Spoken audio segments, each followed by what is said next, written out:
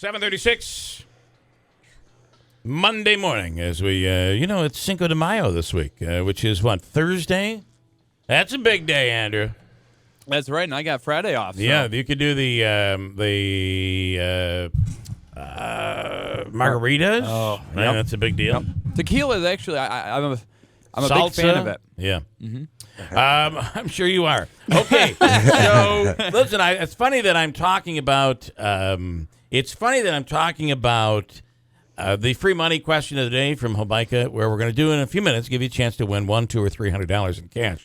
Do you know that somebody who wins we really should try to get Dave Gordon on to play this contest because he could more than double his money. Is that right? In his war chest, if he could just win one of the price spots on our free money giveaway. I don't want to get. You know how much he's raised? You know how much money he's raised? Instead of a war chest, maybe it's a piggy bank. He's raised $65. No. He's self-funding. $66. I'm sorry. He's self-funding. I forgot the four quarters. Listen, and Liz Benjamin on Time Warner Cable News asked the question, and I think it's a valid question. Because remember here, it is the American way. I understand anybody can run for office, but if you're not really taking this seriously, you're simply costing the state money to run a primary that wouldn't have to be run. Right? I mean, he's primarying the Democrat here. So anyway, here is, he's a conservative Democrat, by the way, he's calling himself. Here is Liz Benjamin asking the question about, can you be taken seriously? You've not raised any money. Here we go. Let's crock of you-know-what. Are you kidding? Okay, so Andrew reached out to him last week, a week before, because we knew this was going to be going on.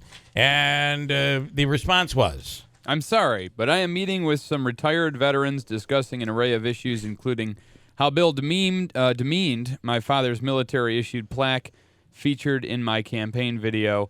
What was the word he used? Tiny headstone?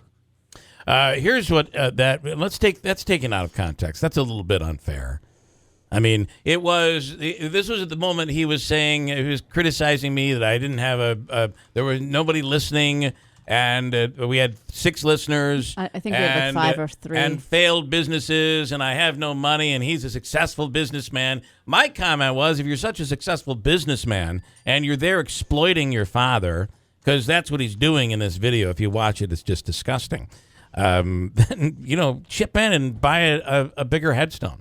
That is what I said. I'm not going to back down from that. That's what I said. It was probably insensitive. Should I apologize? No. Okay. Anyway, Liz Benjamin got, this goes back to when he was on the air with us.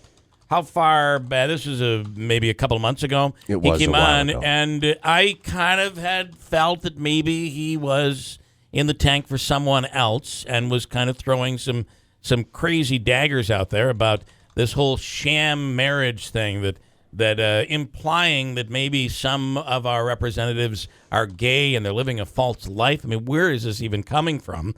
And we called him on it. She found this and questioned him on it. So listen in. He's sticking with it. That's a concern around the country. Of all the issues you're listening to right now across the country, is this, are you kidding? You know what that was. That was a local swipe at a few political figures, and it was personal. It was uncalled for. It was ridiculous, and he's trying to justify it by saying a lot of people are talking about this. Who's talking about this? It's the dumbest thing I've ever heard. Thank God for this goof. They weren't around. They couldn't. They had to schedule. It had nothing to do with you. The delay. Oh, they were waiting because they were contemplating. Will it be Dave Gordon or will it be this woman from Binghamton? Well, we're not in town now. They had no consideration of this jamoke. What a goof. He's sticking with it. If I can just... He keeps talking about these sham marriages. What is he talking about? Can I just say... How would he know if a marriage is a sham? Number one... How would he know? I'm perplexed as to how he got the interview with Liz Benjamin, unless maybe he requested it or unless they thought, it was going to be really something. Well, technically, if he's in, he could be asking for equal time here. Next, he was just way out of his league. In that Oh yeah, interview. she's not having any of it. And I thought, the caller that called in last week to tip us off to this interview was like, yeah, she took him to task and she referenced the interview you guys had, and she didn't let him get away with it. But he does. In his eyes, he probably walked away thinking in his fantasy world, which, by the way, he lives underground. It's under Disney. It's the second floor under the actual Magic Kingdom with Peter Pan. In that magical world, he probably thinks he had a great interview with him. I don't think there's anything magical about this world, and I think, in fact, people looking at the 22nd Congressional District race right now an embarrassment. are thinking that it's an embarrassment and It's a an joke embarrassment. to the entire Congress. Yeah, boy, oh boy. 7:46 here. We'll do a free money question of the day and see if we can win more than Dave Gordon has in his war chest. Coming up, here's Christine with an update. Good morning, Christine Bellino. Good morning.